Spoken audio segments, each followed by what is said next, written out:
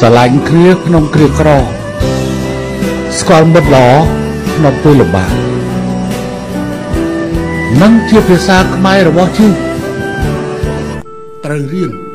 គ្មានទីបញ្ចប់ហើយយើងក៏មិនត្រូវតាំងខ្លួនថា